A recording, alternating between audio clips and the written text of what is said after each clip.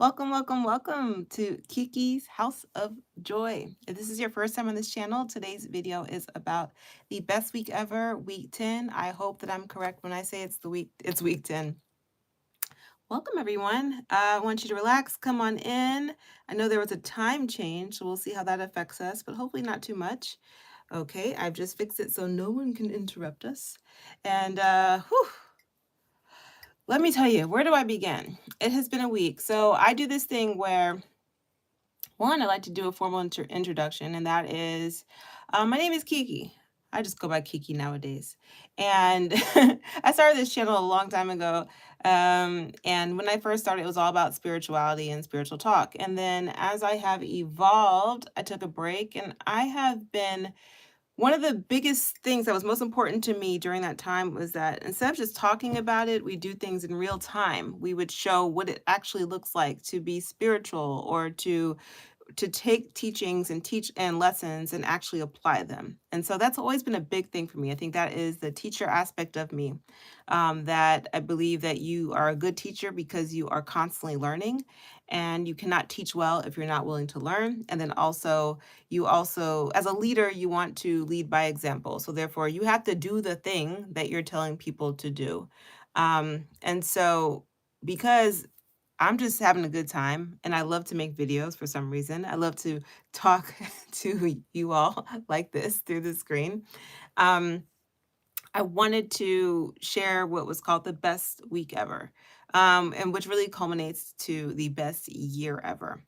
And so, 2 years ago, 2024 was my first attempt or first really success at the best week ever.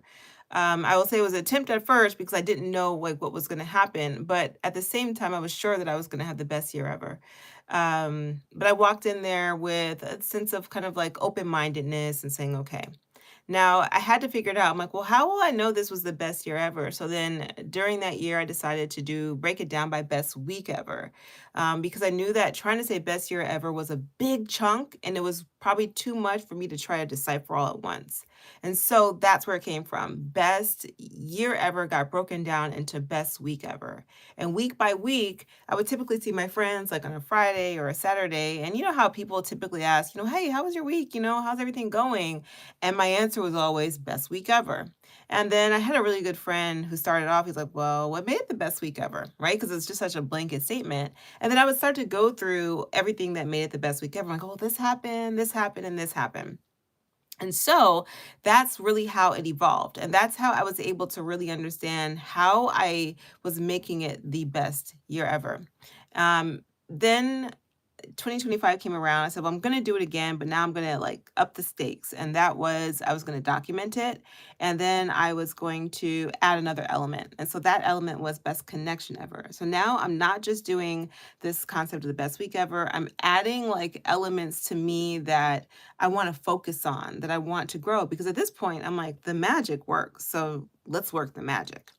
And so that's where I added the best connection ever. And it worked. It was really amazing. I think I still have the videos from the last month and kind of like my recap of it. And then of course moving into the next year. So now here we are in 2026. The world is in chaos. All this stuff is going on. And I'm still gonna have the best year ever. What a real test, right? So stick with me. I'm documenting it.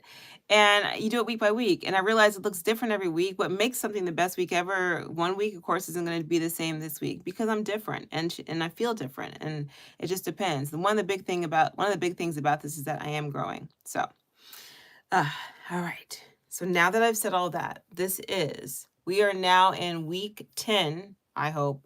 I say I hope because I always forget sometimes. I should look before I get on here, right? Before I say that. But hey, I was off on week 6 or week 5. Let me find out. I'll know. I'll know where I'm at.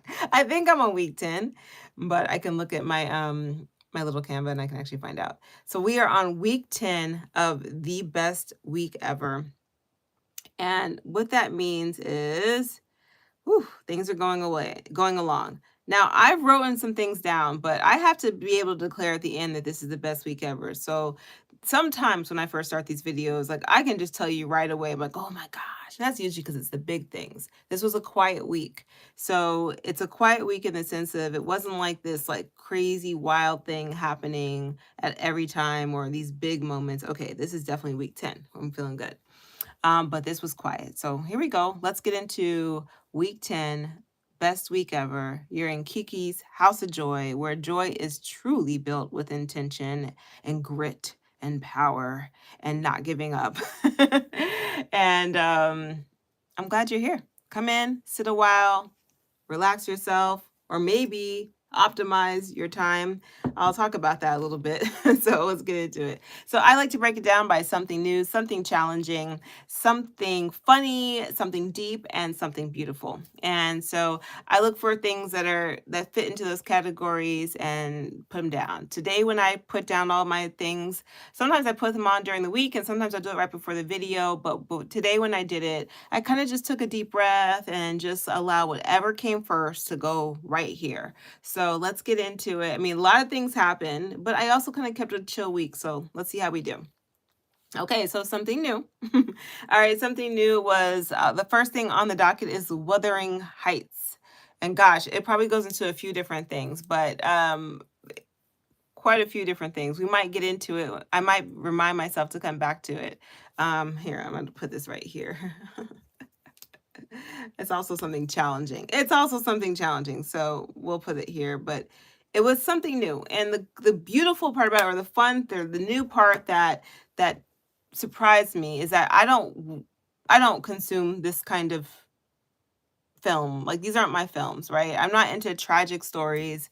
I'm not into like those sad like dark screens. I'm not into that. I like happiness. I like joy. I'm very particular about what I want to see and how I want to see it. But I'm also writing right now, and I am writing a love story. And in writing a love story, it really helps for me to critique and take in different media and really kind of form my own strong opinions about how I feel about what I see. Right. And so one of my friends reached out and she was like, hey, do you want to go to this movie at 3 today? And I was like, all right.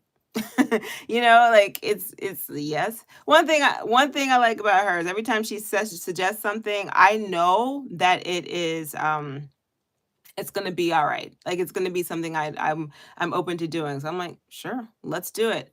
I had just finished all my walking for the morning. I had woken up and did all my stuff, and so I was like, oh, perfect. So I finished all my little stuff that I usually do every day. So I have like, if you're new to this, you know that I walk every day. I do French lessons every day.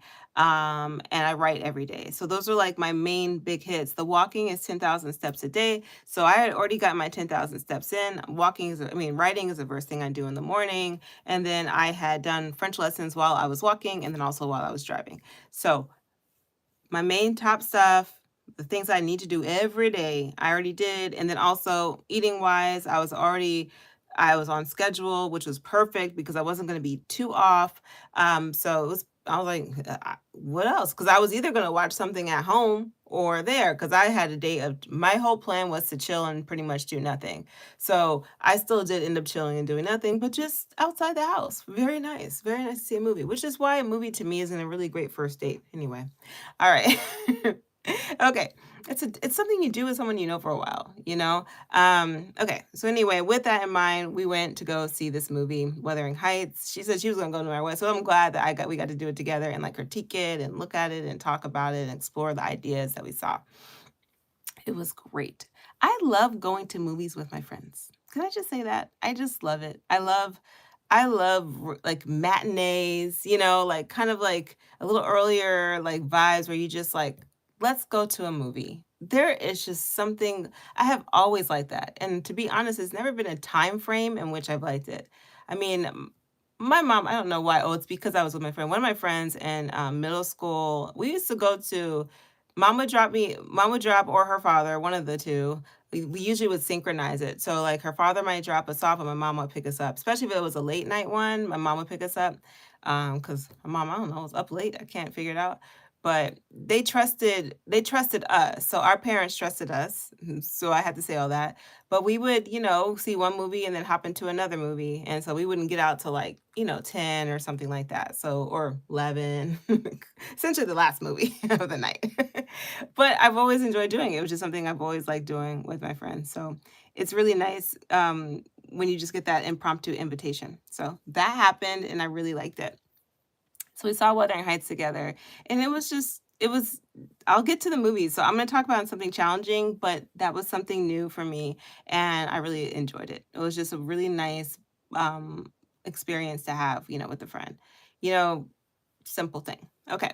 Then, brunch. Same friend actually. Earlier in the week, that was the brunch. So we had this really lovely, lovely brunch. Hadn't seen her for a while, and so when you don't see someone for a while, you miss them. You're like, oh my gosh, like what's going on? So it's just nice to be able to like chat. And I've been really making sure that my friendships that I've been building are people who I just can talk to. Like we could just chat it up and blah blah blah blah blah, and just enjoy ourselves. And so she is one of them. And so we just had a great little brunch and talking and sharing and just thinking about like just deep thoughts, and she's a thinker, so I really appreciate thinkers. I love thinkers. And so we were just, getting into it. So anyway, I really value my friendships. I'm grateful for that. Having the best year ever and the best week ever and all these things, it's rooted in gratitude. I think I say this every week, but I really try to make sure people understand it. Because the more I express gratitude for my experiences, um, just the more I feel it, the more I understand how real it is, the whole concept. So what's going on? Let's see. Oh, merci. Let me see. Oh, I forgot. Thank you so much. So with that in mind, that's what we did. We spent time with each other and we just enjoyed each other. So then we had brunch, and that was earlier. I'm going to talk more about that brunch, but that goes into something deep. Something deep. We had a very important conversation, and that conversation really like shifted a big part of this week. So just know that everything I'm about to talk about and something challenging probably came from that brunch, which is why I mentioned it first. It was something new, but everything and something challenging came from that brunch. Okay. So then I bought a walking pad. Once again, that brunch essentially pushed me over the brink of getting the walking pad. The walking pad is because I do 10,000 steps a day, and I was tired. So on Saturday, no, on Sunday at the start of the week, I was exhausted. I was so, so, so, so tired. And I didn't know what was wrong with me. I was like something, because I didn't have like six symptoms, but I had the fatigue of, when you're feeling sick and all of that. I had that fatigue. I had that sense of like weakness, but I was not tired. I mean, I was not sick as far as like everything else, but a headache, I had it here and there. And then just that weakness, just like body fatigued, everything. I could still do my steps, but it was like dragging. Everything felt like I was just dragging. So I went into the week feeling that way. And so that was we haven't gotten something challenging, but the walking pad, the decision to get the walking pad was me thinking to myself that I need to maximize my time, my awake time, so that if I am sitting at a computer or I don't want to be sitting at a computer. I'd rather be walking and moving and achieving the goals that I set forth without exhausting without waiting for it to be later, and now I have more to do. So I got the walking pad. It comes this week, but the decision to make it was that I finally did it. This walking pad has been in conversation for over like a year, but I was like, "Oh, I'm fine. I'm fine. I'm fine." And now I'm like it kind of just hit me like you need the pad. So I had been doing research for it, and I finally found the right one and I got it. Okay, because there's certain things I wanted, right? Then I rewatched Korean dramas. Once again, this brunch had a very deep impact on my life. The more I talk about it, I'm like, oh my gosh, this brunch is like the secret to all of this. It had a very deep impact, and I started rewatching Korean dramas. Now, one of the dramas that I watched, it was like one of the last dramas I watched before before I stopped watching them. And then I had watched two more in, like, I would say the recent years. And that was, and those two were pretty good, but I was like, okay. Because once you start watching dramas, it is like a lifestyle almost. You get down into this like loop of things and you gotta pull yourself on out. I'm gonna let you know right now, I do have two dramas I do want to watch for comparison reasons, for research reasons. So don't say anything about that when you hear me say it, because you know that once you get in, you're in for a little bit. But luckily, I have the skill to exit, so I know which ones I'm going to watch, and I also know how I'm going to stop. I've done my research. I've planned it out. Okay, this isn't like I'm not aimless with this. It's researched. It's clear. I know what I'm going to do. I know which dramas I'm watching next. Going in, getting the information, getting out. But I rewatched this drama and wanted to see, just out of curiosity, I'm like, I really like that. I remember really liking this one. I thought, oh, I remember like just smiling about it and everything. And so I want to rewatch it. I'm like, oh my gosh, outdated as I don't know what. We are in a time right now, and we'll address a lot of this in something challenging, but we are in a time right now where we are starting to really understand consent, explicit consent, and what that looks like. And so writers are writing it into these romance novels, which are so important, and these stories. Writers are doing that now, and this is a very important thing for especially young girls, but young boys as well. Men, grown women, we all need to see this kind of thing over and over and over again. It changes the way that we interact with each other. It makes it more healthy. We are not engaging in less toxicity. It doesn't cure or doesn't solve all the problems that we have in our society when it comes to male and female relations, but it does begin to create a sense. It is a part of the balm, if you will. It is a part of the healing balm of human relations. And this is something that, I mean, I've talked about for a long time and for a while. I've made a video about it a while ago. I think it might have been about, it might have just said consent in the actual video. It was a live video that I did, and so it's not like this isn't new to me, but to see it now, in TV and in series, it feels really, really good. You know, we're always being programmed. If you want to act like you're not being programmed, then okay, fine. But we always are. Even if you're like, well, I don't watch this, I don't watch this, I don't do this, I don't do that. It doesn't matter. You're still being programmed. Sometimes it's indirect, sometimes it's direct. It just depends, right? But if you like to enjoy any form of art that you like, you are being programmed because the artists are the programmers. And some artists are irresponsible. We're going to talk about that in something challenging. But the artists are the programmers. If you ever, who are the master programmers? The artist. And then the people who fund artists can sometimes dictate how the artists program you if that artist is either low integrity, or just simply is aligned, and maybe that it just they can dictate how you are programmed. So it's something to really understand. And anytime you consume any form of art, I absolutely love art, but I do understand the implications of it. I wrote, I've written about this. Not anything that you would probably find or publish, but I've written about it in my own world of what it means to be an artist and the responsibility of an artist. So I say that because I think it's important to know, well, it's important for you all to know this who's listening, so you'll understand something challenging. And you also understand Wuthering Heights from my perspective. So then, and then the interesting part of it was almost like the culmination of, taking this like walk down memory lane with the Korean dramas and then watching Wuthering Heights and like this, whew, it's very interesting. We'll get into it. Get ready for a conversation. I think it goes into, now I'm realizing this is probably going to be the something deep part, but let's get into it. So then, another really beautiful thing, if you were paying attention, you know that I am writing. And so, because I'm writing, everything is research for me at this point. Everything I do, everything I see. And, but I finally got to the point in the book where my characters share their first kiss.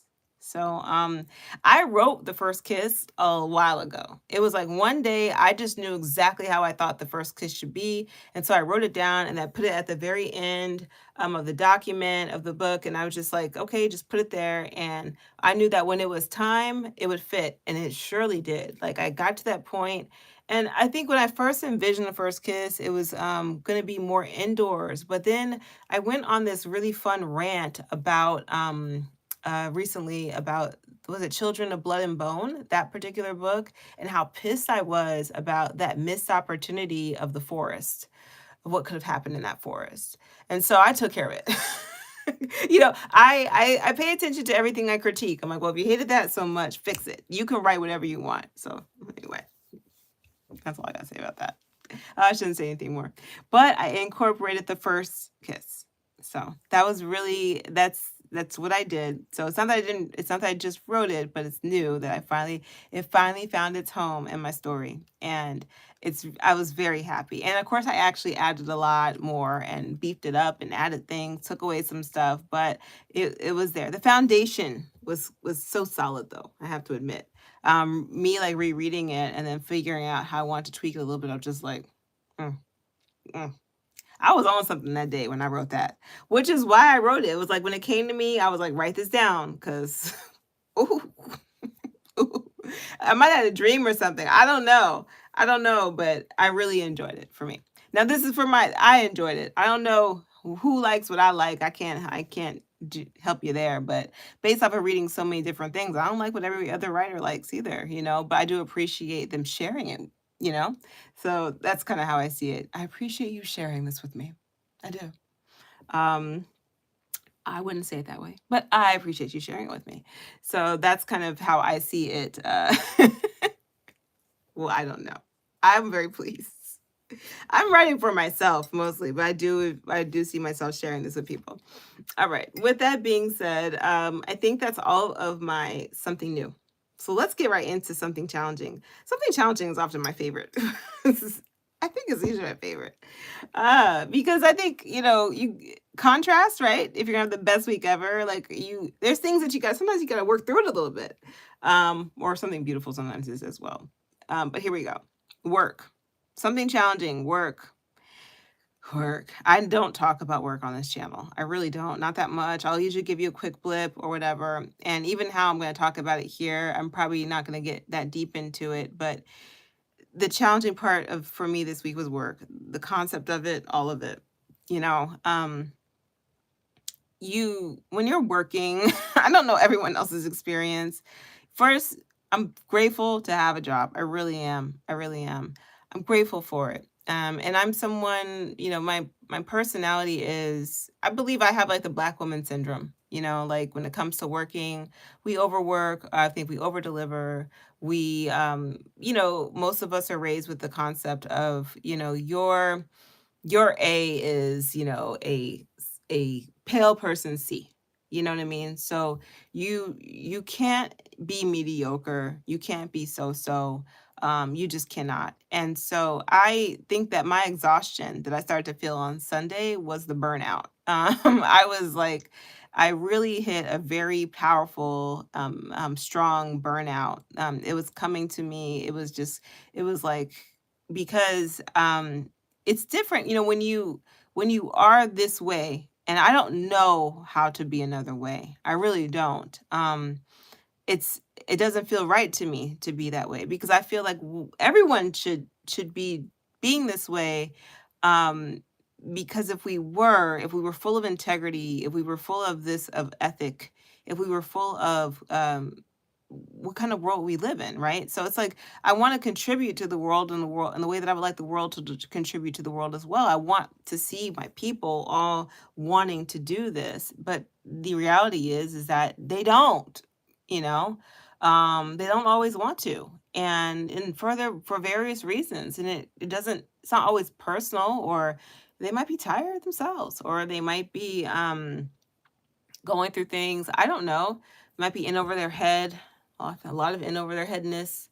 They may not be fit for something that somehow they've been allowed to kind of coast in for a while.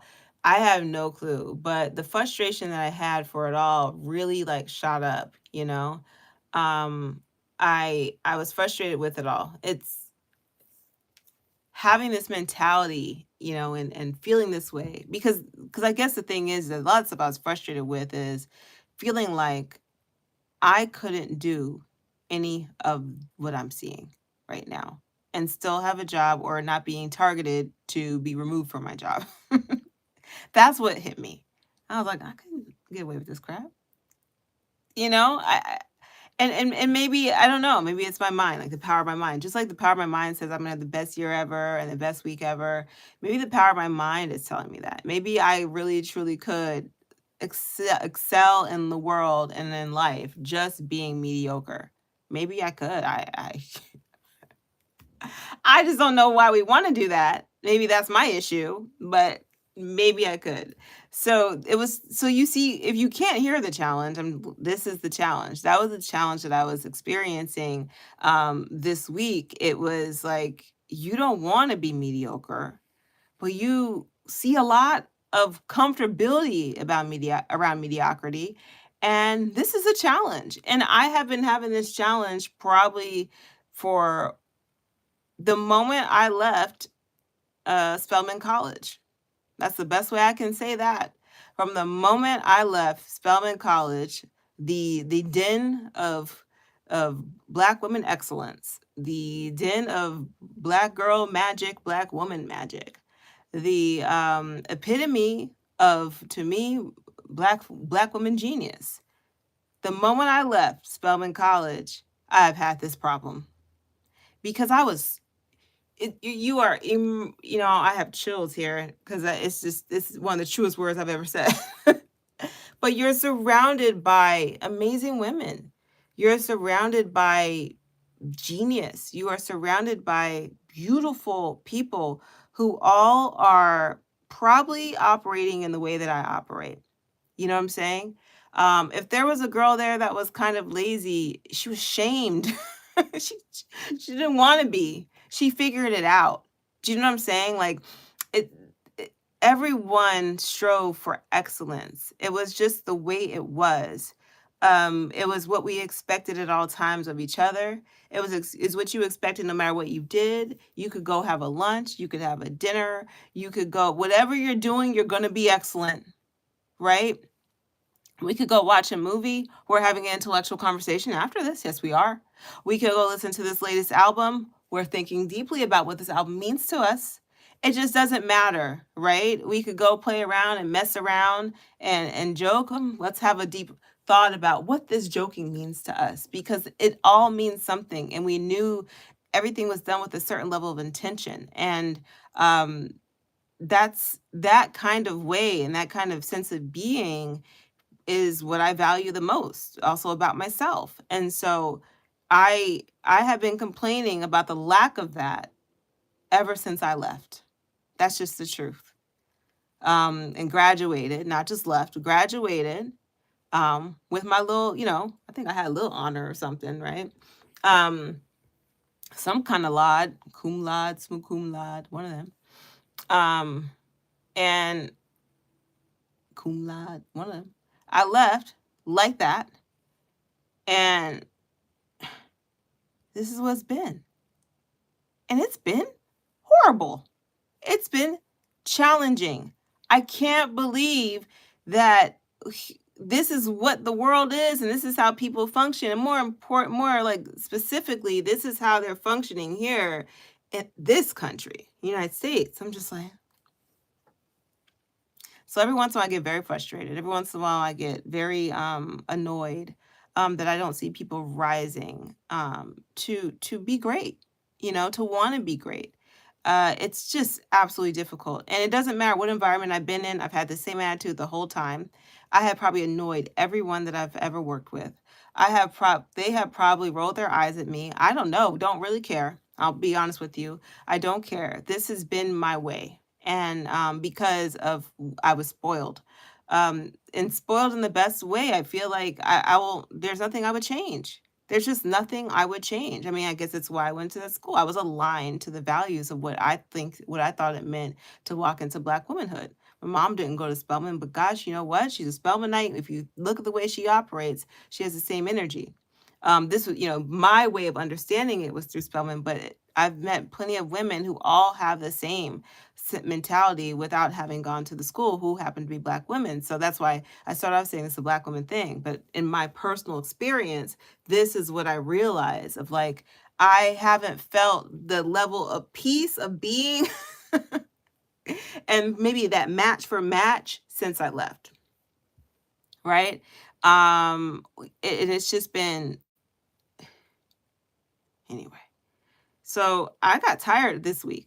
Sunday hit, and I think the first thought that I had about going to work, I was like, I started to feel exhausted. Like the level of exhaustion, I was exhausted. I had thought about making an appointment with the doctor, but I had a similar appointment a while ago, and they ran all the tests and they did everything. Cause I told her, I said, something, you got to test everything. She tested everything. I looked at the tests, I evaluated them on my own. I cross-referenced all of it. I did it all to make myself feel better. I told her to look for more things, like, because we had a list of things to look for and stuff that maybe she would not have looked for otherwise. We did all that. I'm apparently healthy and just fine. All the numbers in the right place. So this is my spirit. This is a spiritual situation. And I'm like, oh my gosh. Oh my gosh. And so the exhaustion hit, and it hit me hard. It hit me hard. So I did go to work on Monday, and I was making it through. I was making it through. And then the last meeting of the day, I heard some things that um it I my my brain went on like a she she how can I explain it? Okay, I'm gonna think about, our brains are computers, right? And so she started to do, like, they say that this happens for, when you need like a hard reboot, like a hard reset. It started to like flick, and there was moments, and there was like these little lights going on, and my brain just said, you know what? This isn't working for us. This isn't working for me. You've heard, there's like a meter that I have that I can take. You can say a few dumb things, right? And I'm okay. But once we hit a certain threshold, then something happens to me. And I had made this pledge to myself, and it's a pledge I'm sticking to, that I no longer engage in dumb conversations. I just don't. And what I mean by that is once it gets to a certain point, if you don't have the curiosity to be better, and I know you may not even have the capability to be better, if I'm noticing, because I have to define what a dumb conversation is. It means you have not thought about it, not well enough. You are not willing to think about it. You have said something to show me that the amount of work and labor that I would have to do to get you to a sense of understanding and competency is way more than I'm willing to do, which is why I made this commitment that I'm not having dumb conversations anymore. And that the work that needs to be done is work that needs to be done by you. Then that's once it hits that point, and there's sometimes key words, key phrases that people say. Once it hits that point, I know that that is when I need to go do something else. And if I still have to be in your presence, then I'm doing something else in my mind. I have left. It's over. I will throw out the thing that might get you to the point where you're going to do some extra research. I'll say something. I will. I'll be like, here, but I'm no longer engaging. It's over. It's over. I've given you the search query. I've given you something. Now you need to go search. You need to go find, because now we've reached that level. So that's where I'm at. This is where I'm at in life. This is where how I engage with people now. There is a threshold. Once you get there, I go, hi, Mother Nature. I'll say something that pretty much says, go do some research, and then I can't do it anymore. It's over. And that happened to me. That happened to me on Monday. And then that exhaustion that I'm talking about is the last meeting came over me so strongly that by the time it was time to wake up on Tuesday, I could not. I couldn't move. I couldn't do anything. I had nothing in me. I was like, what are you going to do? And so I said, you know what? this is it. You can't do it. And I was so tired. I mean, the exhaustion was just so bizarre to me. So I said, nah, I'm not doing it. So I had to say, like, hey, I can't come in today. I'm not feeling well because I wasn't. And I'm like, this is intense because it really was. It was so intense. It was like I didn't move. It wasn't even like, I didn't move. I didn't move for a while. I finally did get up and I actually got my steps in and everything, but the whole time, this is how I was able to watch all these Korean dramas. I wasn't doing anything. I did like the bare minimum, and the rest of it was on the couch staring into the abyss of just like watching Korean dramas. I watched Korean dramas. I got caught up on Love is Blind. I got caught up on what's it called? I had another day like that. Day 2, I went into the second day doing that. 2 days, I just couldn't. I could not. I could not. There was nothing I could do. In 2 days, I was pretty much in like a gentle comatose state on the couch. Other than my 10,000 steps. I got the 10,000 steps in. My body literally still has to do the 10,000 steps. I've trained it to do it, so it does it. But even doing those steps, I can't tell you when I did them. I can't tell you how I did them. I just know I did them. Somehow I factored it in. It was like that when I had the flu too. I had the flu so bad. I still got the 2,000 steps in. So it's an interesting thing that you can program your body to do, by the way. When you give yourself consistency, and like it still did it. But as far as that, once it was done though, and I think what I noticed is that when I was doing that, when I did do it, it was like straight through, no breaks. It was like, this is what it is. It was like on autopilot, done, back on the couch, staring into the abyss. And I did that so intensely. Like it was intense in the way that I was doing it. I was having nightmares. It was a lot. It was like there was all this stuff I was processing. I almost feel like all the nightmares were just all my frustrations, all the stuff that was just kind of coming through. And it was just like processing through, processing through. So yeah. Ooh, you're saying you start to drink Damianity. Ooh, and what's the other one? Is it right before you go to sleep? Uh, but you don't see a difference. I don't know, tell you, I feel the difference. There's I can't, there is a difference. It just depends. But it may not be your thing, right? Everyone has a different thing that works. Damiana to me isn't necessarily a sleep aid, but as far as dreams go, it did affect my dreams. So I did it. For me, it did do that. What else does that? I mean, but if you want some screwed up dreams, I can tell you how to do that. Anything that will somewhat affect your REM cycles will probably more than likely affect your dreams. So Damiana, I think probably had that impact because it just probably affected the REM cycle just a little bit. Like just like on a technical thing, that is the way a lot of this stuff works. It's like, well, if you study the herb and you're like, okay, well, what does it do to my REM cycle? Then there we go. And what you're saying actually really fits into my something challenging because I actually tried CBD this week as well, and that was a good example of messing up my REM cycle. Therefore, I had the craziest dreams, like the craziest dreams. So, uh, yeah. Anyway, we were I was exhausted. I was so thoroughly exhausted in the week, and that's what I was doing. When I tell you I got caught up, I got caught up. Now I was happy though. I will say by the first day I was tired, but I started to feel a sense of whatever. I was still tired. Like I remember talking to my mom and she's almost concerned, but she's like, "Are you okay?" I'm like, "I'm okay. I'm all right." And so she was like, "Do I need to come over?" I'm like, "Mom, I think I'm all right." And she's like, "All right." And so then another day she's like, "Should I come over?" I'm like, "I'm okay." I'm like, "Not because I really didn't want company, to be honest." I was like, "I don't really want company," because I didn't want to have to do anything. You know what I mean? I actually was bathing and stuff. So it wasn't like I was just out there.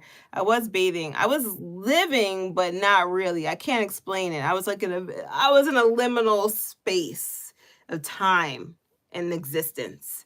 And it was such an odd space to be in, but that's where I was. I didn't want to talk to anyone. I don't think I did. Like I didn't start having like talking to people again until I think like Thursday, Friday. That was when I started to like join the world. But I really did kind of like shut everything out. And just and I didn't want to be bothered. I'm like, I don't need to be bothered. Don't want to bother me. And it was different from like how a weekend works. Like it was so different. It was just different. I literally just left the zone. So then I went back on Thursday, and I was doing all right. I did okay Thursday, and it was also because my Thursdays I have like an all day meeting, and I can kind of like limit my interaction. And so one of the people in my all day meeting, it's just one other person, we vibe well. And so we got a lot of work done. We did our own thing. It was very productive. It was cool. And then I had another meeting at the end, and once again, we were getting close to that meter, right? And we didn't quite get there, but we were getting close. And then on Friday, I was like, okay, I can do this. I went on Friday, and I have a lot of 6 days, by the way. So if you're wondering, um, because I don't use them. I'm an overachiever, overworker, over everything, right? Which will tell you that most of the time I'm working remote. So if I'm not feeling well, I'll still might come. I'll still be there, right? But this time it was like, nope, I can't do a damn thing. And I'm not gonna pretend I'm doing anything. So that was like the main thing. I was like, I can't do anything and I'm not gonna pretend. So then Friday comes, and once again, there was a moment of the meter went up again, and it went, and then went, pow. And I was like, yeah, so I gotta go. And so I had to leave for the second part. I had to leave for the second part. So that was, I mean, but I was okay after that. I knew that me doing that, I'm like, you're not gonna do that next week. You're okay. I knew that I'm gonna be okay. But I'm just letting y'all know what happened. That is what happened. I was like, because I was still fragile in recovery on Thursday. You see what I'm saying? Like I was still fragile, and Friday, I feel different now. I don't feel the same in any way, shape, or form, but it was something I had to go through, clearly. I feel more invigorated. I feel renewed. I feel totally different than where I was. But that was the week, man. Like, and I was wondering, like, is this like a cause? Like, because I remember them people like talking about the blood moon, the Mercury retrograde, all these things are in line. I'm like, am I being affected by the cosmos? I never really believe in that, but I'm like, what is this? Because right now I am like, I'm in the trenches. But it kind of like all started to dissipate probably by like yesterday. I started to feel just like, huh, I'm all right. I'm okay. But it was like it was really I was woo, that was an interesting space. So that was a big part of my week, the challenge of all that. So let me make sure I covered everything. Um so then let's go back into Wuthering Heights. We'll get into that. Yeah, okay, so that's it. So now we're gonna go into Wuthering Heights. Uh, Wuthering Heights, this I did see it, and this was also something challenging. And I want to talk about this a little bit and frame it in a way of we're talking about consent. So if you all don't, uh, and programming, and I started talking about that a little bit earlier, but we're gonna go a little bit deeper into it. I have a friend. She's coming to mind right now, and girl, you know who you are, but your disdain of Disney. Well, I don't want you to see Wuthering Heights. Well, you can if you want, but it's such a mess. But so let's talk about it a little bit. Emerald Fennell is the writer. And so spoilers, spoilers, spoilers. It's a classic novel, people. So if you haven't read the classic novel, just like I didn't, I'm just letting you know there's spoilers, like because it's been out since 1847. So I guess what I'm about to spoil is the film and this readaptation or reinterpretation of the novel. So in that sense, there is a spoiler, but I don't feel bad about talking about the story in general because 1847. Okay, there we go. So this is a really good example of once again what I would call the gaze, right? The oppositional gaze of bell hooks. If you've never read that essay, you should. It's a really great essay because it talks about the positioning of what it means as a Black woman to gaze into this programming, in which in many ways we are not considered or thought of. So a book in 1847, which is totally European, and some kind of, I think Wuthering Heights was probably some kind of like British random area somewhere. It was very cold, and cold and rainy and cold. So somewhere over there. This is not my culture, right? This isn't my ancestral culture, at least not the one that uh was done through this was well, it was in a way it kind of is, but not. Do you know what I mean?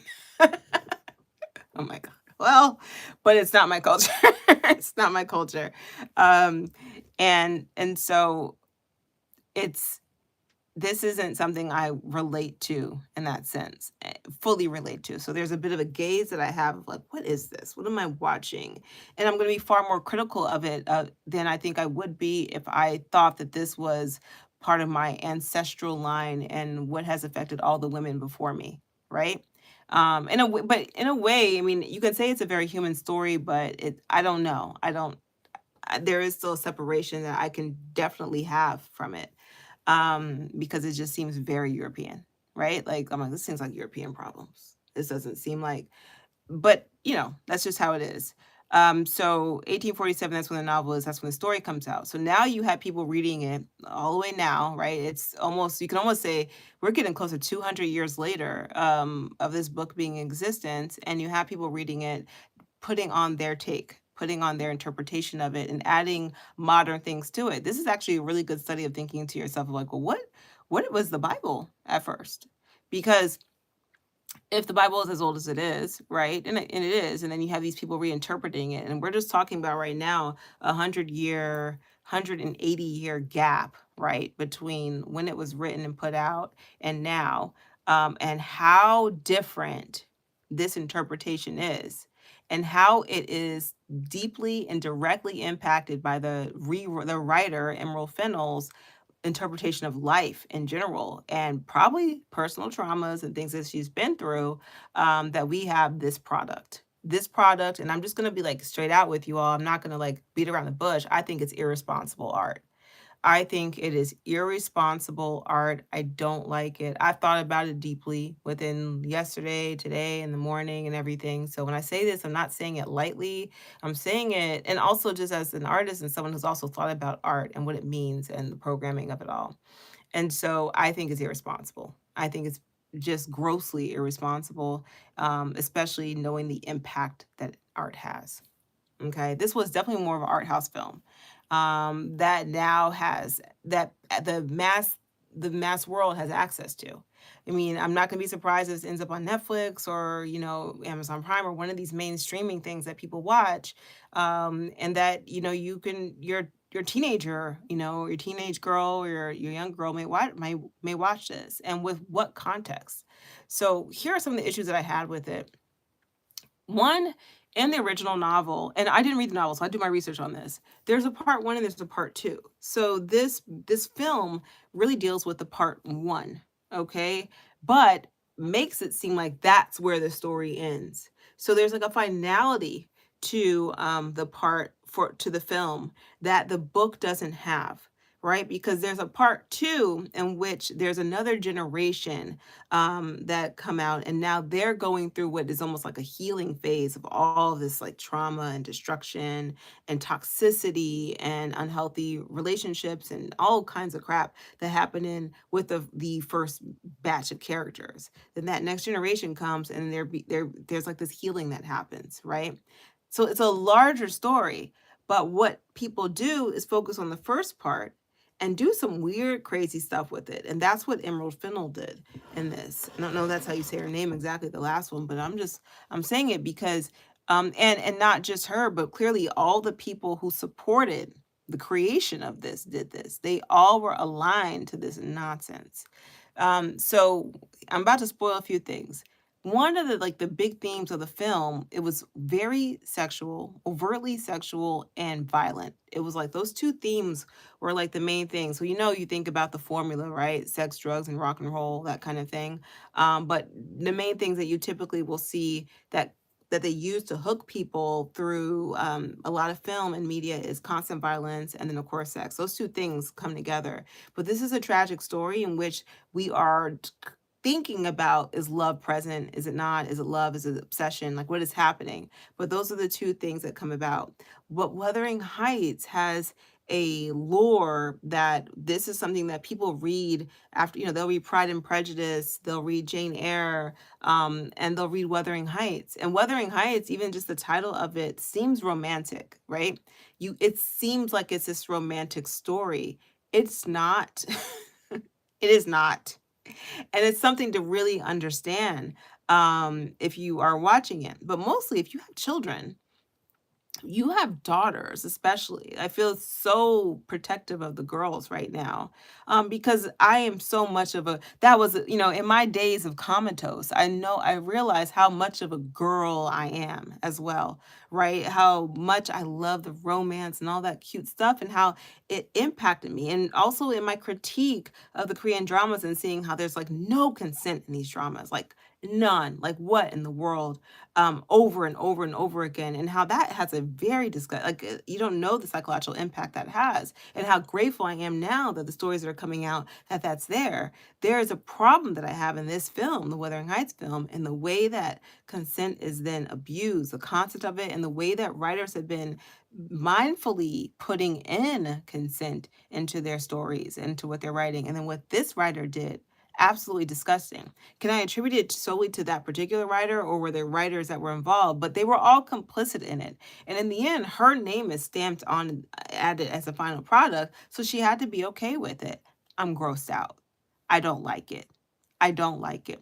I don't like this person because I believe there's a unless she has written a whole thing about why she did it and can go deeper into it and really, it's not there. And she can't make a part two based off of the way that she made this story. So it's just disgusting to me when you look at what they do, what's done in the actual film.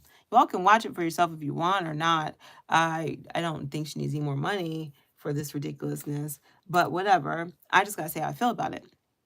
So the spoilers are coming. So it starts off very sexual. Like the first scene is someone being hung and everyone getting excited to see their erection from the hanging, and then a nun lusting after that. So it's already kind of like putting you into this sense of like depravity, this lack of class, if you will, the ugly aspects of life, the grossness of humanity, and it's like on full display in just this opening scene. Then we go into the main characters, the little child called Kathy, eventually Catherine, as she gets, in her mature time, and the father who is abusive, alcoholic, gambler, probably not mentally well, just horrible being. And he's taken in people. They have the servants, but the house is disgusting. It looks trashy. He's constantly ruining it, constantly creating what's it called? Just like devastation in the home. And she's being raised by this. And he goes out a drunken night and he brings back a little boy. And this becomes Heathcliff. And this becomes her best um, pretty much she takes him in. And Heathcliff, she names him. So Heathcliff comes in, she doesn't know his name, so she decides what his name is. She is someone, she tries to teach him how to read, but he doesn't learn. But of course, speaking and all that, that does happen eventually over time. And they are of the best of, they are bonded together in this traumatic environment. Because even though the father acts like he has some kind of like noble intentions of bringing in Heathcliff. He doesn't really. Heathcliff is treated like a servant. He lives out in the barn.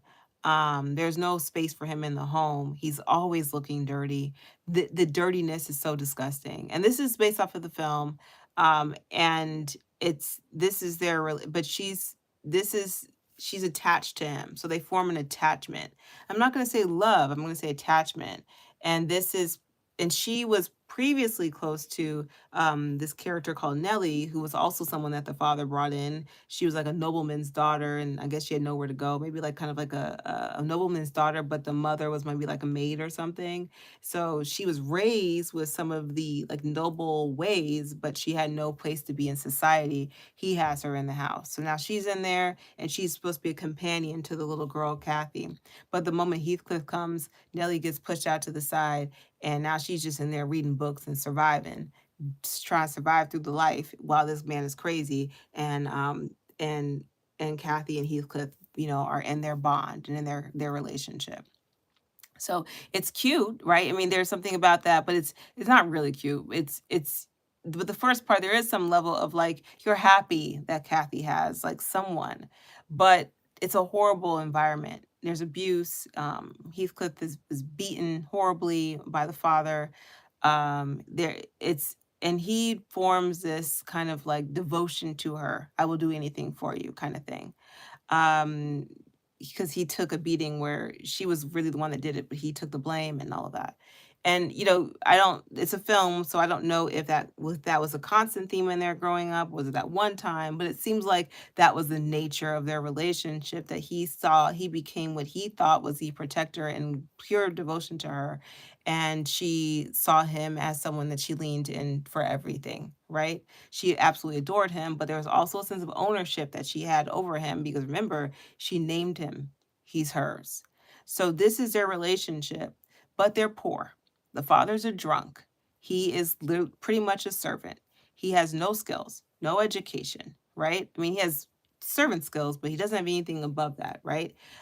So there's no way of really making money, right?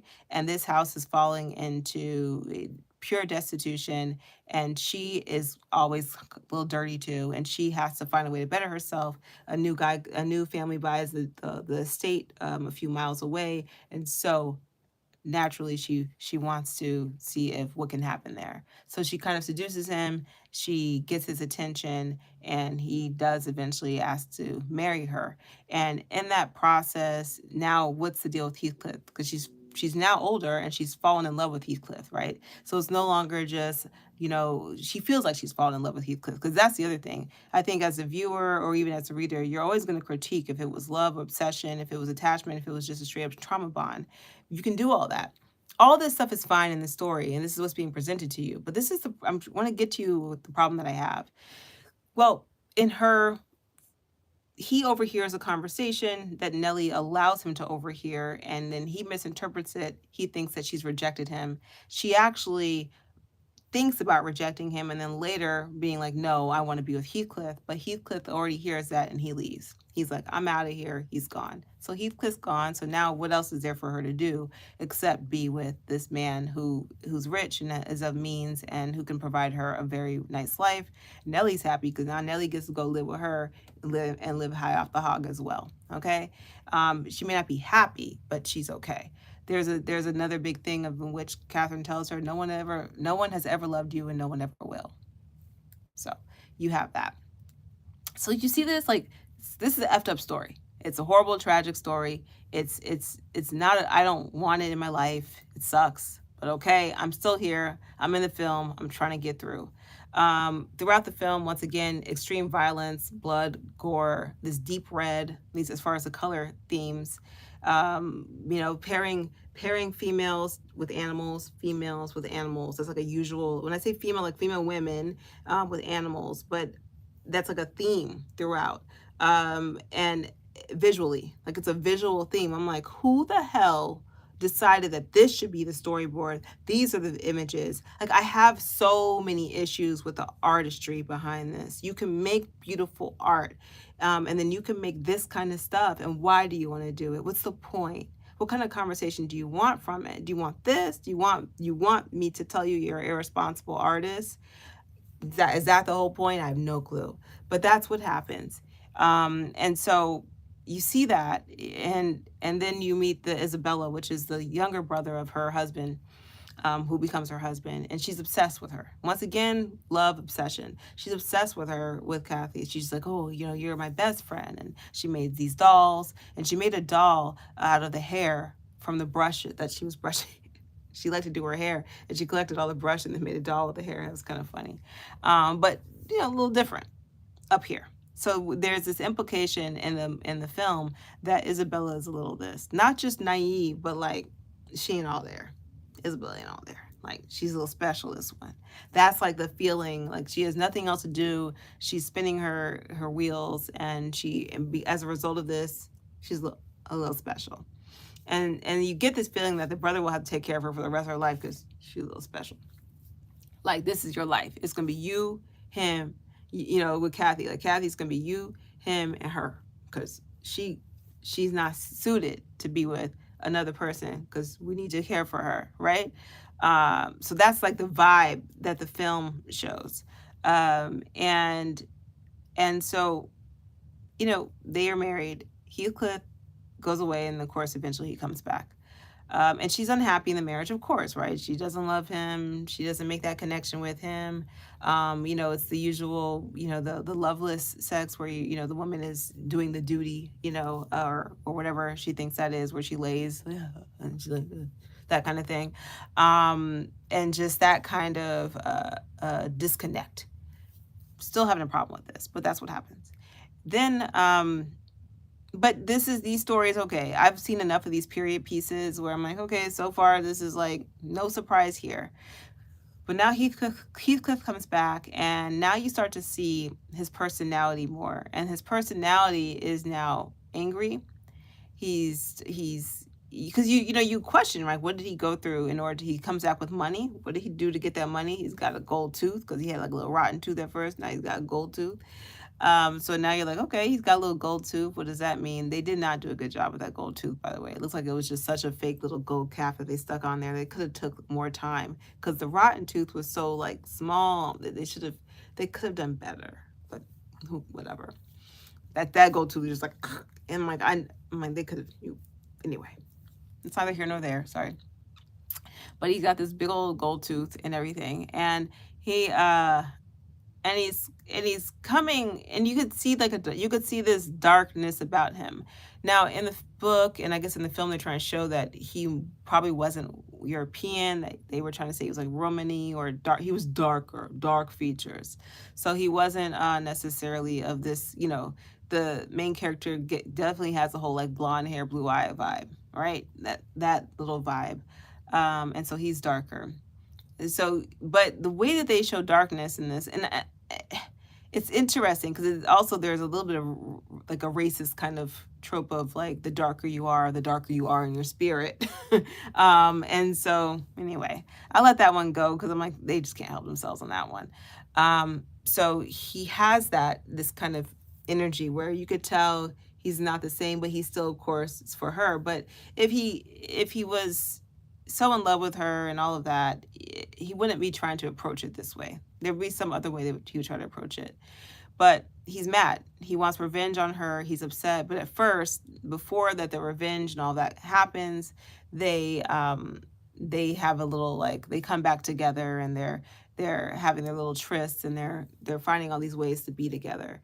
But there's always like this point where that this ends at some point, and how does it end? Also, she's pregnant at the time with her husband's baby before he comes. So, and then the sister, the Isabella girl, is like, "Ooh, who's he?" Because she's trying to find her man, and we all know she discourages it. Kathy's like, "Oh hell no!" But the way she's discouraging it also sounds jealousy and all that. So we'll go for it. They have their little tryst. He says something absolutely crazy, pretty much revealing how demented his mind is while they're intimately connected. And that's where she's like, "Ooh, we got to stop this now." Really, Kathy? This is when he stopped? All right, now it's time for her to stop. Somehow the husband is just none the wiser. Like, I can't figure out the husband knows what's happening or he does. I'm like, dude, because at first it seems like they're so far apart. Meanwhile, their rooms are right across from each other. At one point, Heathcliff's in that room. I'm like, if she's feeling pleasure that she's never felt before, that he's not, you don't hear anything, right? You don't hear anything because he know. Come on. Anyway, this is whatever. We're gonna play along with this. But I can't tell if the husband knows or not. But eventually, it seems like there's this hint that maybe he does. But Heathcliff shows that now he's upset. She wants to end it, and that's when he's like, "Okay, revenge." And this is where the story already sucks. Okay, the story already sucks. But this is where they lose me completely. At that point, I said, okay, this film is a 6 out of 10. And this is where we just like go down completely. I leave it with 3 out of 10. And the reason why I leave it with 3 points is because the visuals and the artistry behind the visuals was technically good. Like the colors, the constant raining and the coldness and how they conveyed that. Like, I thought that was actually well done creatively and artistically. So it gets 3 stars for that. That's it though. That's it. Because it's failing. It fails. Like, this is a strong fail, right? At first it's a 6 out of 10, right? And that was still failing. It was a D, but now we got an F. Absolute F. This is a strong fail. And this is why. It's when the there's this point, and remember, we talked about consent. I brought this up to you all for a reason because I want to really explain to you how gross I think this is. And heated rivalry, and even the recent Bridgerton, which I had a chance to get caught up on during my comatose days, I my semi, I the consent is there, and consent is like, are you okay? Are you okay? Do you want me to keep going? That kind of thing. Can I consent? Right. And you're looking for the yes. You're looking for that yes, I'm good. Yes, I enjoy, whatever. So that constant consent, hey, is this all right? That's what's happening. It happens in heated rivalry, and it happens in the recent iterations of Bridgerton. And that it's really like you're paying attention, and you notice that these two people are communicating and making sure that they understand each other, and they're understanding how they feel about their intimate connection. Okay. So with this couple, now you have Heathcliff, who's angry and wants revenge, and he loops in Isabella. Now remember, Isabella ain't all there. So there's already a sign of abuse. There's already a power dynamic happening there, because if Isabel isn't all there, and Heathcliff, of course, has all of his faculties, but also is in this mode of revenge, it's already wrong, right? We already know this shouldn't happen, but okay, we know it's going to happen. But this is the problem that I have, because this is not in the book. I did the research. This is the problem that I have, and that is he's asking her questions. I'm never going to love you. Do you still want this? And I'm not. This isn't an exact quote, but pretty much like that. I'm never going to love you. Do you still want this? Yes. I'm going to be very mean to you. I'm going to be horrible to you. Do you still want this? Yes. Every time I'm intimate with you, I'm only going to be thinking about Catherine. Do you still want this? She says yes. So it's like pretty much, I'm going to give you hell. I'm going to give you a horrible life. Do you still want this? She says yes. And she's saying yes. She's consenting to abuse. Like, that's how I see it. But she's saying yes in an enthusiastic way. And when you hear the conversations about consent, it's always about enthusiastic consent. So now what they're doing is making it seem like this is not about abuse anymore, and that it's a kink. And if you know anything about kink culture or BDSM, there's so much more that goes into an ethical BDSM relationship. There's a lot that goes into it. Of course, you have safe words, you have really clear parameters. It's not just that. There's clear parameters on when this kind of interaction is acceptable. There are rules and boundaries that are put forth, and there's always a clear out, because it has to be built in that way. That's not what this is. But because they're using this concept of consent, and her giving this enthusiastic yes, it is absolutely disgusting. Because if you have a young girl watching this who has not developed her frontal lobe, and doesn't have the ability to really critically analyze and think about what's being presented to her, and not really interpreting as this writer who rewrote this has problems and needs to go to therapy and not be making any art, then she is now looking at this as possibly normal. That someone can come up to her and say something like, "This is what it is," and that to say that to say this is what's going to be, and that somehow she might now have a very distorted and a weird way of thinking what pleasure can look like. And that is terrifying to me. It's terrifying that a young girl could now see that. And that's what really, really bothered me about it. And then in our research last night, she said, I was doing this film as if I was a teenager reading this for the first time. What happened to you in your teenage years that you would interpret abuse as something as that one would consent to, and almost change it over into kink? You need to unpack that with a therapist and not make art out of it. And all the mother effers who were involved in bringing it to the screen all need to do the same, because it's sick. And I think it's disgusting. I'm very passionate about how gross it really is. And so it really bothered me to see. Like, I think so deeply about the impact that art has on humanity and people and young girls, and what that could mean. Now, would I have been able to look at that as a teenager when I was watching all my favorite, my Pride and Prejudice and all that, and see that this I wouldn't watch it probably because it was too dark. But if I did see a few dark things. So let me think. If I saw that, I would have been more terrified, and it would have informed my understanding of people, and I just would have been more terrified. Just absolutely terrified. That would have been a weird fear to put in me, at such an impressionable time. And to me, that's not, like I had a conversation earlier and this week, and we found out that, one of my acquaintances, their daughter had watched the recent iteration of Bridgerton, and their daughter was a young teen, like, like maybe 13. So not even like, and I said, "What?" And I'm like, "I think you need to watch it and you need to have a lot of conversations with her. This is not something that," because even that one, because I had just finished it and I was like, it was fine for me as an adult, my frontal lobe is we're good, right? But it wasn't something that I would ever want if you're going to watch something like that, you need to have a lot of conversations. I think about all the conversations I had with my mom, all the ongoing conversations we had just in general, and me forming my opinions and thoughts and all of that. You know, I didn't see anything like that. So just to have these shows out there and they're rated and everything, but she didn't realize, like, she didn't have the controls and the parental locks on, because if she did, she would have seen it. There was something that happened, and so it wasn't, she had been really conscientious of it, but then, something happened, and that's what it just was what it was.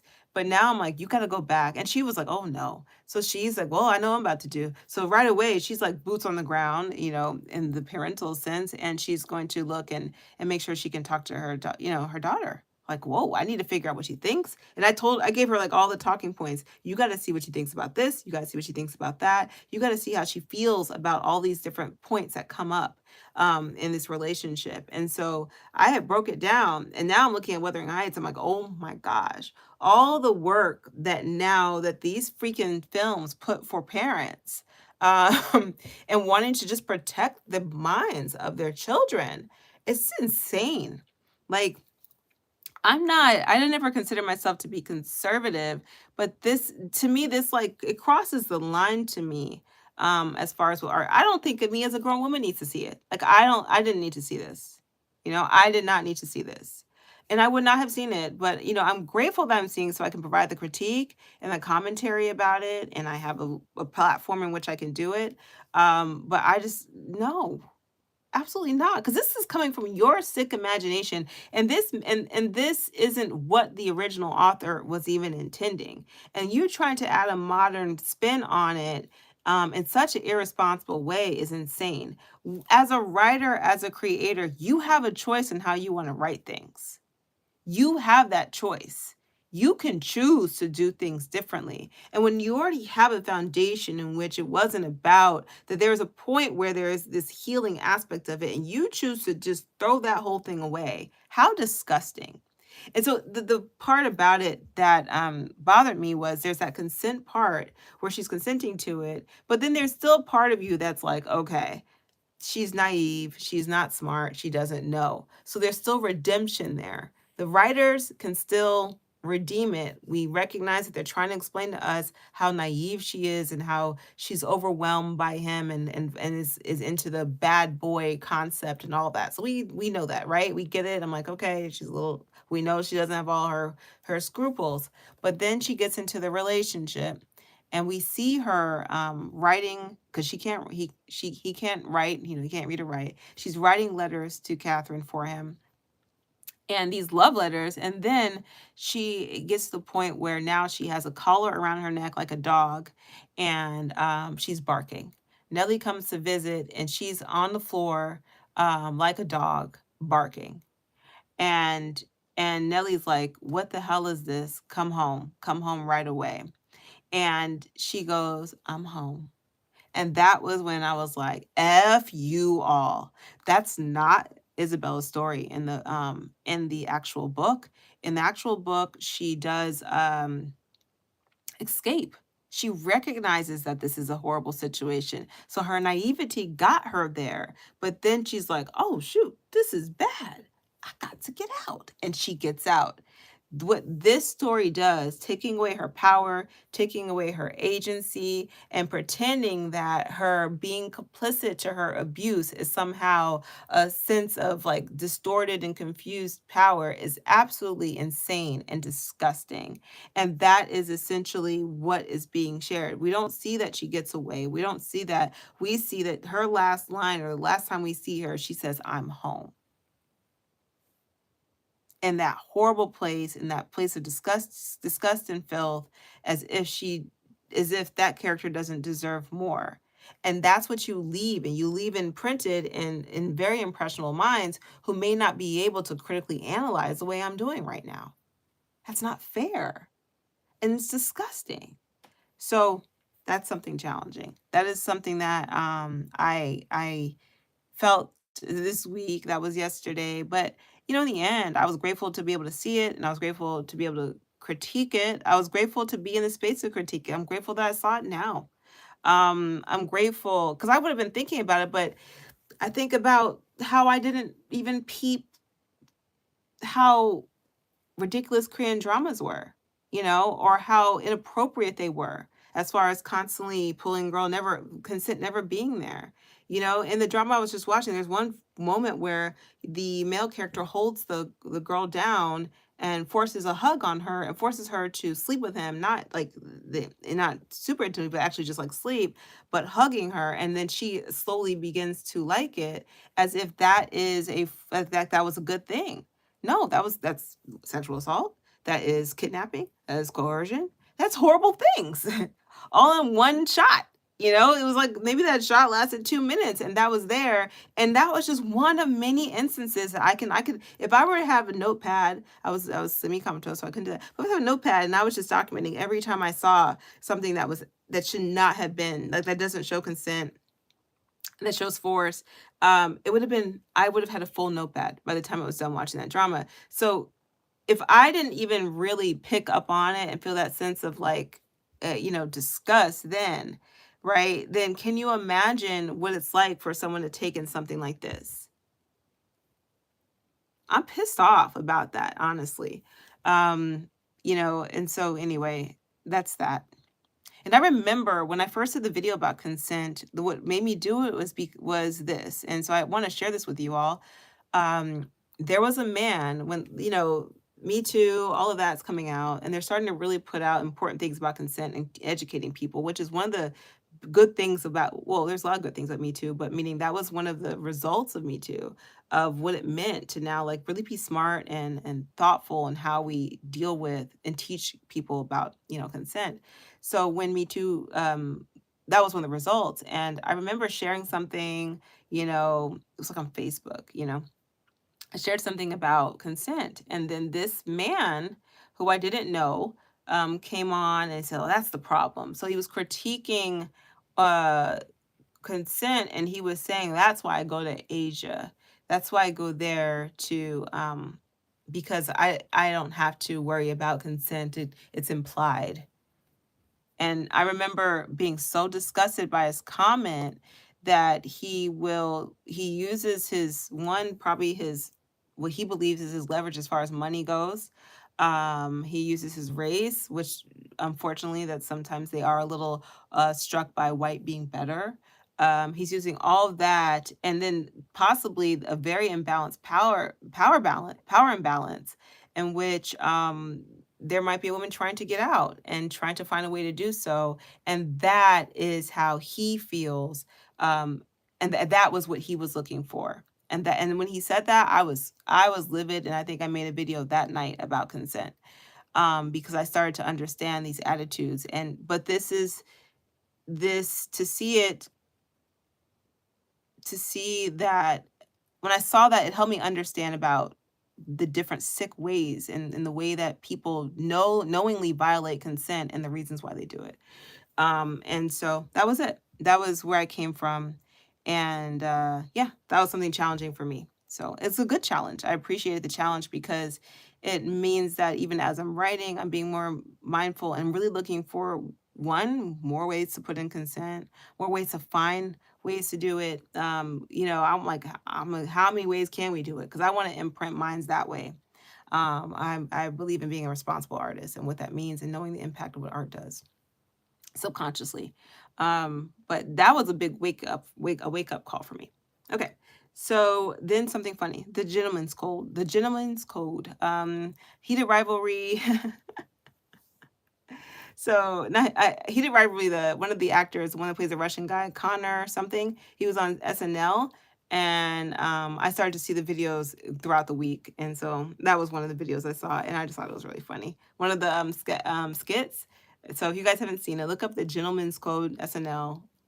Very funny. He actually did a really great job on SNL. My friend let me know because she put me on to Heated Rivalry, so she was like in a Heated Rivalry like deep dive for a while. And so I was like, okay, well, let me see. Phenomenal actor, like good dramatic actors can really be good comedic actors because they're really good at not breaking. And when they don't break and they're able to make other people break, especially on SNL, it just becomes so much more funnier. Like the way that they'll deliver something. So there was a two. There was a stripper one, and then the Gentleman's Code. So you guys should check them out if you haven't seen them. Good laughs. I think it was just really good acting, and you got to see him in such a different way because the way he plays that Russian character in Heated Rivalry, like I thought he was Russian. So to hear him like in all these different accents and all these different ways, I'm like, oh my God, this guy's really talented. So I think we're gonna see a lot of amazing things from him going forward. So it'll be interesting to see how his career grows. All right, so something deep. Good conversation. So if you guys noticed last time when I made the video, I think I had already had that brunch. So we had the brunch and I came back and I made the video. And this is, remember I told you the brunch start this whole freaking week. But we had talked about, there was a friend, really my friend and someone I'd only known very lightly, and she had, you know, trigger, she ended her life. And so that was why I think the end, if you watch that video, was like, hey, y'all, it gets better.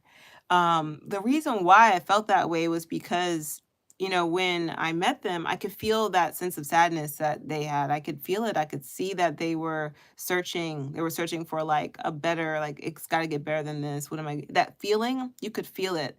And I felt it because I'm like, game recognizes game. I know what she's feeling like. I know that sadness or feeling like things don't get better, but they do. And that was why I said that. But and me thinking about that for myself and me being around energy like that and seeing myself as this sense of like, okay, well, you have survived a lot. You survived a lot of deep, different, emotional feelings and all that. And you could see that some people don't, and what are you going to do? How are you going to maximize your time? How are you going to do everything you need to do? And so that was what kind of influenced my whole week, and how I was going to embrace it, how I was going to maximize my time. That's why I got the walking pad. It might be a simple thing, but it means that I have more time to do other things, whatever it is, whether even if it's just relaxing. Part of what I'm doing is building in more relaxation time, time to enjoy my own thoughts, to enjoy my own wit, my own intellect, because as you all know, I got burnt out the other way. So doing everything I can to make sure that my me time and my personal time is filled with very enriching moments, full moments. And so that one conversation really kind of got me there. And that was what we were sharing, both of us, in the conversation in general, just of like embracing life even more. And it just when I made the video, it was swirling in me of just like those feelings, those like complex feelings. Also just missing someone, even if you don't know someone that long or deeply. As I said, that was someone who I thought I was going to see again. Like I was sure that I was going to see them again. You know, I was sure that we were going to share a lap, where I was going to get caught up on whatever they were up to. I wanted to see them dance again because the night that we met, we were trying to teach her how to dance. So I just wanted to.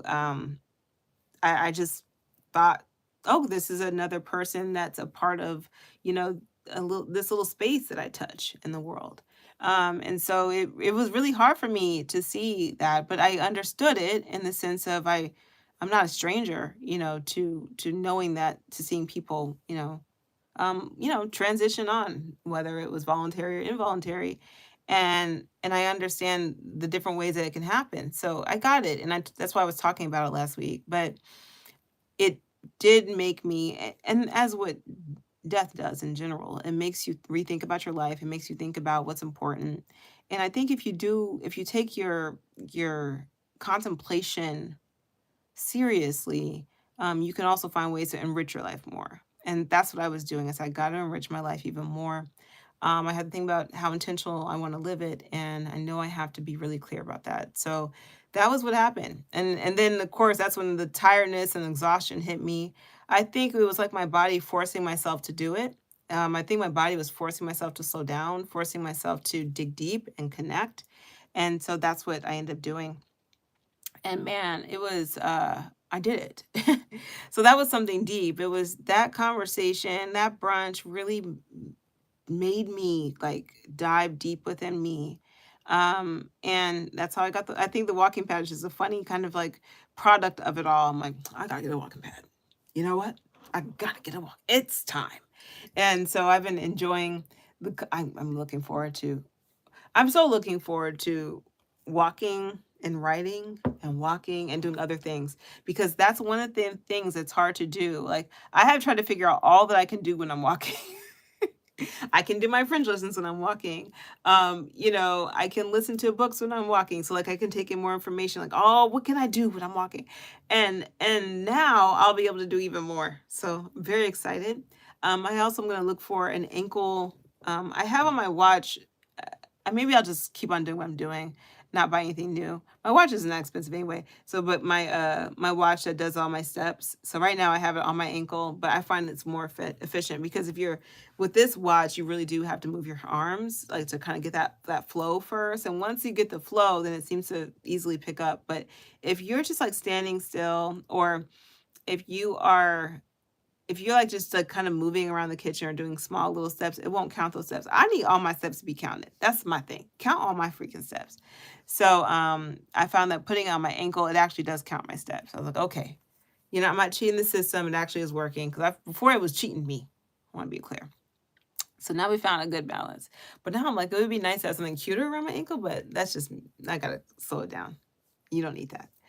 The watch is working, and so I put it around my ankle when I'm walking, and it's pretty darn effective as far as capturing my steps. Okay, so something beautiful, and this is like the last thing I usually do. Something beautiful, and that is the way I chose myself this week. I chose myself. The way I chose myself. Oh my gosh. Oh my gosh.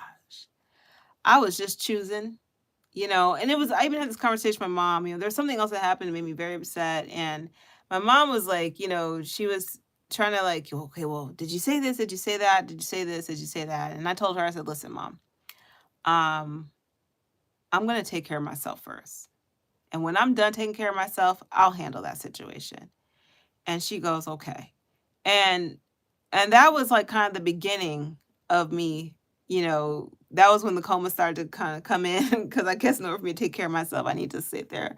But that was when I said, I got to take care of myself first. And I did. I'm really glad that it hit me of how important it was. And I think that's what I'm saying. It came from that brunch, that conversation, because I saw that I could tell this person was a giver, a giver, and a giver. And we've talked, this has been a theme. If you can't tell, this has been a theme of Black women are overworked. Black women don't get enough rest. And it's not just Black women, but I'm a Black woman, so I'm speaking from my perspective. We give too much. We do too much. And I was talking to my friend, I think I even said that. I'm like, we do too damn much. We just do. And people expect it. The people around us get used to it, and F that. So I had to, and then when we choose ourselves, it feels like we are doing the most rebellious act that's ever been heard of. And so I had to choose myself. And so I was choosing myself over and over and over again this week. And so I'm going to make a meditation out of choosing myself over and over again. But I had to choose myself. And that was what my week looked like. And I think that that was really beautiful. It was something beautiful. Like I look back at it, I'm like, you chose that. You were like, yeah, nah, we're about to do something different. And I did. I chose myself because I've been giving so much to, if I hear, if I heard, oh, this is a goal, I'm going to find a way to make that goal happen for that person. If this is how I was operating, right? And I think about people a lot, even if I don't even make the thing happen because I'm so tired, right? It doesn't mean I'm not thinking about how to make it happen. One of my fellow Black women overworkers, she's been supposed to be giving me tea since December. I got the tea this week and I wasn't mad at her. So someone, you know who you are, is coming. Um, but I wasn't mad at her because I was like, I get it. Who I get it. I get it because we're tired and overworked and all these things that we're trying to do. And we do it because it's important to us, but we also do it because we are in a world where we see over and over and over again that you can be mediocre as long as but there's a certain kind of person who could be mediocre. I have yet to see someone in greater positions, in positions of power, who can just be out here being mediocre. I just haven't. Who looks like me? Just haven't. I haven't. But I have seen people in very important spaces be less than mediocre and just be fine. And that is a hard pill to swallow. So when I chose myself this week, and I chose myself over and over and over again, and when I thought I was like, oh, I don't know if you chose yourself enough, I chose myself again. It was a beautiful thing. So there we are. Whew.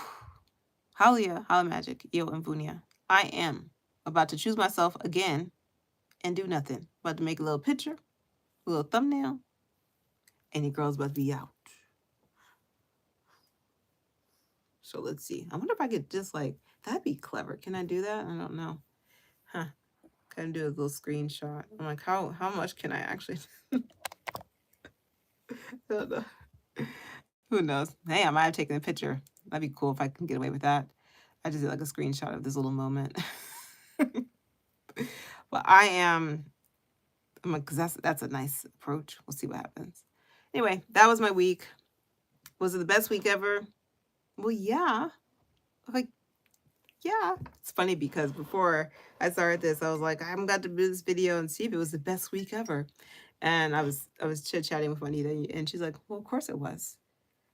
That was so beautiful when I heard it. I was like, yeah, you're right. But I'm like, I still got to do my process. But she was right. It was. It was the best week ever. It was. It was nice. So thank you for visiting Kiki's House of Joy. I'm glad that you were able to stay and have a good time. Glad that you listened and heard all my thoughts about a lot of different things. Whether you agree, disagree, you're like, oh, girl, that's a lot to be passionate about. I don't know, but I'm just glad that you came and glad that you took the time to visit with me. And I hope to visit you again in your lovely home, and I hope you visit me again. All right.